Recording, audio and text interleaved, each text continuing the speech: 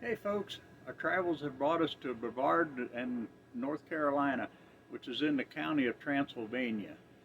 We're here on Memorial Day weekend, which is their annual White Squirrel Festival weekend. It's a 3-day festival that runs from Friday through Sunday. Why White Squirrel Festival, you say? Well, there's apparently a white squirrel around here that is native to these parts that is only found right here in Brevard. And it's not an albino squirrel, it is actually a white squirrel that is a specific breed. Now, this festival is pretty nice. It stretches out for, I don't know, like 3 or 4 city blocks from the center of it that you'll see here in a little bit. It stretches down the streets in 3 different directions. So it's a pretty nice sized festival, loaded with lots of vendors and crafts and stuff like that. And there's also plenty of food, and some of the local breweries have their stands set up here and they're marketing their wares. But the thing that really interested me about this was the car show that they had. I found it a very unique car show. They had a lot of the usual 55, 56, 57 Chevys and Fords and stuff that you see everywhere. But they also had a lot of trucks and stuff that you don't normally see at a lot of places. So we're going to look into them in a little bit more depth as we go along in this video. So come on along and join me as we take a look at some of them. Here's a beautiful 1935 Nash. Now, something I didn't realize, I didn't think Nashes were made that far back, but actually their company was founded in 1916 by Charles W. Nash, who was an ex-president of General Motors. And so during the World War I, the Nashes produced a 4-wheel drive truck called the Quad, and it was used very extensively during World War I. And after the war, a lot of the surplus trucks were used in the mining industry and the logging industries and things like that, where a 4-wheel drive was necessary. Also, Nash was responsible for a lot of innovations that are still used today, like the flow-through air ventilation system. And also in 1954, they marketed the first single unit heating and air conditioning system for an automobile. Also in 1954, they merged with the Hudson Car Company and became AMC, or American Motor Corporation.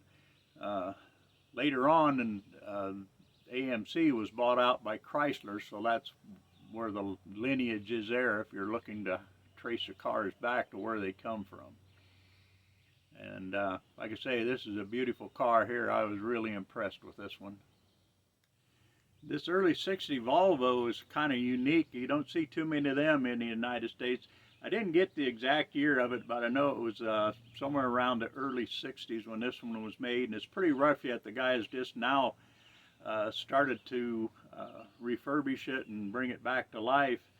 But one interesting thing I found about the Volvo Corporation is they invented the 3-point the shoulder harness seatbelt system, but they didn't patent it or anything because they wanted all the rest of the industries to be able to use it, because they felt it was such a safety feature that every car should be able to have that and not just theirs, which I think is a pretty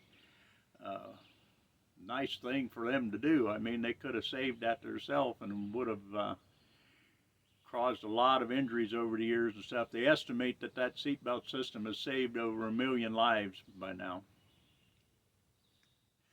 This cool looking Jeep Roadster was only made from 1948 to 1950, and it was a crossover from their original Army style Jeep to a more modern passenger style car.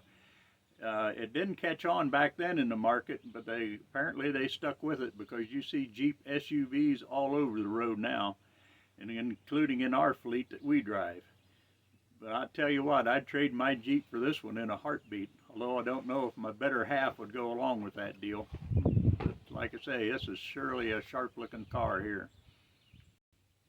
This Chevy Impala Super Sport here is the same model as my very first car that I ever owned.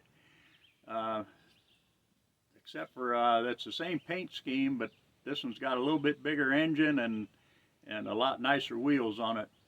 My first car was kind of unusual. After I bought it, I discovered that it had been through a hailstorm apparently, because after I had washed it for about 6 months, all the paint started peeling off, all the touch-up places they had touched it up.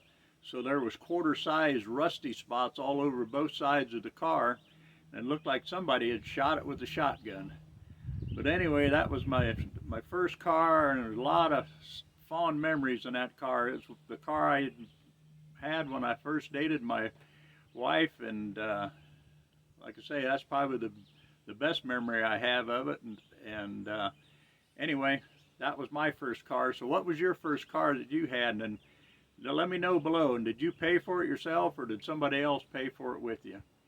And if you're looking for some more travel tips, where to go, or some other helpful hints, be sure and turn in to EscapingNormalRV on YouTube and check us out.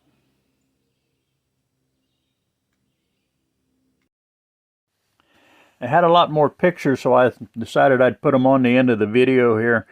One of the neater cars there was a Corvette Stingray that had a lot of Star Wars scenes right in the paint.